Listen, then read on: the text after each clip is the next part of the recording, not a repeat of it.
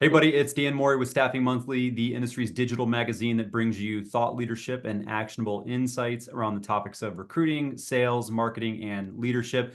And if that's what you're into, please consider subscribing to the magazine and following us on YouTube.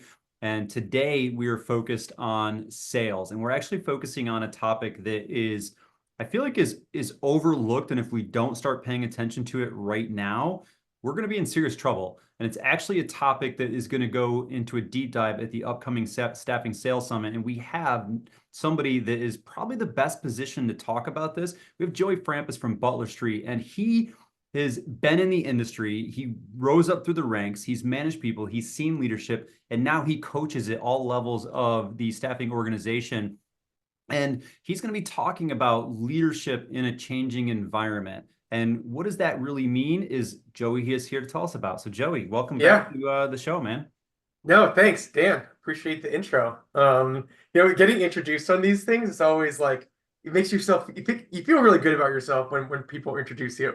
So You no, I should feel appreciate good, that. man. You were so Yeah, good at what you do, man. Like yeah, I get jazzed. The session that you did for us in Dallas with the National Independent Staffing Association, with literally showing us in front of everybody using, AI to do recruiting and help coaching and training, like, was amazing. So you should feel good, man. You're good at what you do. yeah. No, I appreciate that. And excited for this topic. Excited to come back down to the staffing summit in Orlando. I'm in Chicago, so it'll be a nice break from the winter in February, which is great. You're But welcome. no, yeah. So when we think about just like what's happening in the industry, you can't go a day without seeing a new AI article. And as a salesperson, it's like to handle AI is one thing, but as a leader, it's a totally different thing. Yeah. And I think we just need to think as leaders of like, hey, like what got me here isn't going to get me there. Or like another way to phrase that is the most dangerous phrase in business is that's just how we've always done it. Mm. So I'm excited to talk about all right, like how are leaders embracing AI, but also continue to develop their people at a human level alongside technology. So it's a pretty complex topic, but one that we can break down pretty simply.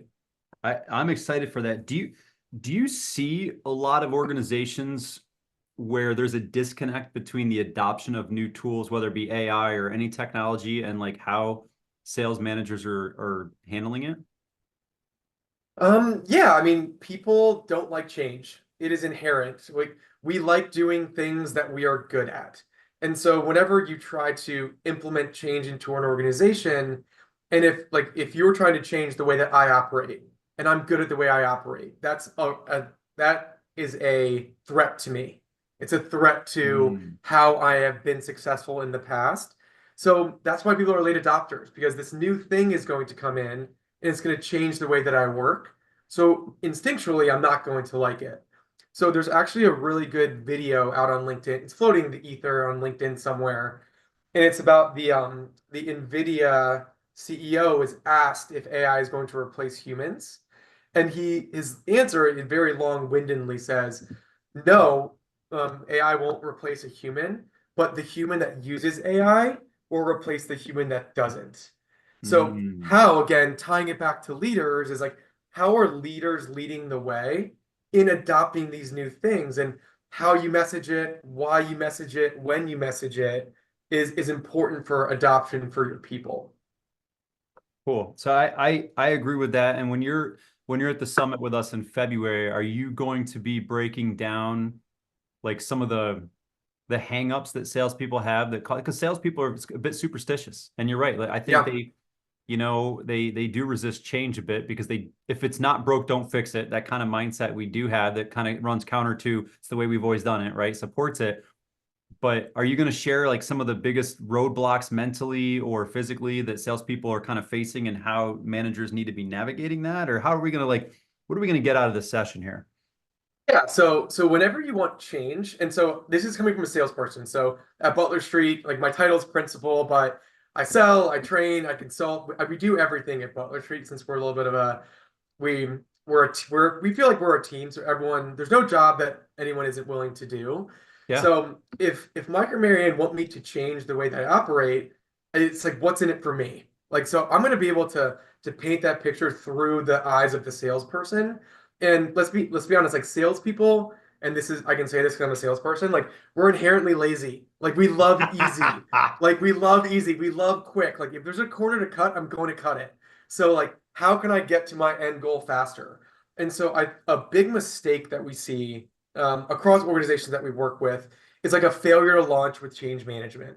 And to get a salesperson to do something, it's like, hey, what's in it for me? How's it going to help me make more money? How's it going to take away the tasks that I don't like doing?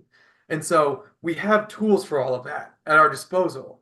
So how do we just make sure that, again, going back to the leadership level of, are we presenting it the right way to get our salespeople to say like, that's valuable to me, that's going to make my life easier, so I want to use it. And if leaders don't, you're going to fall behind. I mean, there are stats around how much time AI saves a salesperson. So imagine not having to go out and hire 4 more salespeople. You can just make the 10 salespeople that you have more efficient. And we all want that Yeah. as leaders. So, and how the leader presents it to the salesperson is arguably where the rubber meets the road in trying to implement any change. I love that because I do think that, that is some of the impediment to getting leadership. Like we can get excited about tools, but if we can't get the adoption down, then it seems like a waste, right? And then it creates frustration with the sales team, and then it was managed poorly, and then it's frustration for the manager.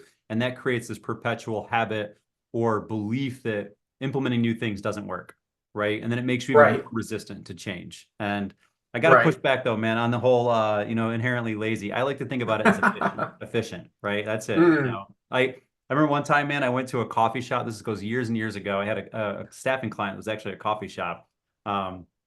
Back before I got really good about saying no to bad business. mm. But I remember going in talking to this guy, and he had been super successful in a career, and I'm like, how did you go from that to like managing a coffee shop? And he's like, man, I like coffee shops. He's like, it's what brings me peace. I was doing this. And then he said this thing to me that kind of reminded me that from what you were just talking about. He goes, if you want something done efficiently, give it to the laziest person in the place. He goes, because Yeah. they will figure out the most efficient, quickest way to get something done because they're inherently lazy. And I'm like, does that mean laziness can be a superpower? Yeah. And his Kind name of. was Bob, and he was like, "Yeah, it is." He goes, "If you leverage it right." He goes, "But a lot of times people don't." And I'm like, "So when you just said that, I'm like, you're right. Salespeople are a bit lazy, efficient, and they will look for positive ways to cut corners to make more money, to get more production, and increase their capacity." So I like that that's going to be your approach, man. I appreciate you sharing that. Yeah, and also too, I think that the summit's at a very opportune time. So if you think about where the industry is, so we're coming off 2 bad years. Yeah, 2023, I think it was down 15%, 2024 projected, I think it's 12 to 10%. And next year, we're actually projecting to be up. Yeah. So, okay, that's great. Dan, you had a really great post on LinkedIn the other day about breaking even is the new winning or something to that degree, right? So the folks that have that mindset, they're going to be the ones that are flat next year and not up 5% with the rest of the market. So it's a matter of, all right, I'm a leader, I'm going into 2025, knowing that the tides are changing. So it goes back to the first statement of like, am I going to go back to just doing what I've always done? Or am I going to play offense? Like, am I going to wait for the good times to come to me, or I'm going to go to the good times? So the best defense is a strong offense. And so when you think again where the industry is going, with all of this AI that's being integrated, whether it be in your ATS with resume matching with Aviante, Bullhorn, and TempWorks, whether it's with the outbound calling with Converse AI or all of the auto dialers that are now kind of sweeping the industry, or if is it ChatGPT, is it the sales coach that Butler Street has? How are you integrating your people to be faster, better, and like faster and better than the competition? It's like, so I like the idea of playing offense and being aggressive as leaders to implement change in your organization. Man, you just hit something that is probably the new best reason to get to the summit is people are creatures of habit, and habit can be formed in short periods of time. And we are coming off 2 bad years. And I do believe that a mindset has been adopted that like flat is the new growth. And there are going to be a lot of agencies that are going to be okay with being flat next year because they've let that mediocrity, creep into their mindset. And if the industry is projected to be up 5%, technically speaking, if you only grow 5%, you're just rising with the industry. So you have to Right. outpace 5% growth in order to actually really be growing. But if a lot of the industry has fallen into complacent mindset, accepting flat, or maybe even just expecting that 5% lift that the industry is going to give them, this is ripe for offense. Like you can literally go on the offensive and actually take more business and win more business because there's going to be less competition fighting for it. And that's Right. really what the agenda at the summit is all about. What do you need to be doing in 25, which I firmly believe is going to be an up year for us. I feel like we're going to hit some really good tailwinds mid-year that are going to carry Yeah. us through a strong year end. So I think that's a good point that if you learn these skills there, you're going to be really positioning yourself to take advantage of that and outpace the people that are just letting mediocrity be their guide. Right. And I think for leaders, it's the concept of living with one foot in the present, one foot in the future. And this might be for more for like the business owners, right? Like hey, like I need to figure out where my organization is going in the next 3 to 5 years. Of like just accepting the fact that hey, what got you successful in 2025 isn't going to work in 2027. And again, it's going back to the rapidly changing. And are you going to be an organization that is a late adopter and catching things on the tail end? Or are you going to be, again, back to like aggressive, playing above industry standard and outperforming the industry because you're willing to not necessarily take risks, but be an early adopter of all these technologies that are at our disposal? Like when back in the day when I recruited, and I'm sure you feel the same way, like looking through resumes of like that took a massive amount of time. Now you just have a bot do it for you based off of what Yeah. the resume. Again, all these efficiencies, we're buying time for our people to go build relationships with our customers. I love it, man. I love it. Well, I'm looking forward to that session and having you at the summit and talking about how to improve leadership in this changing environment and how do you actually perfectly meld the digital workforce, the tools of AI and automation to make the human workforce more productive, more efficient, and create increase capacity. So, Joey, I'm excited to see you there, my friend, and happy holidays. And we will see you in Orlando at the summit in February. Yeah, enjoy New York, and I'll see you in February.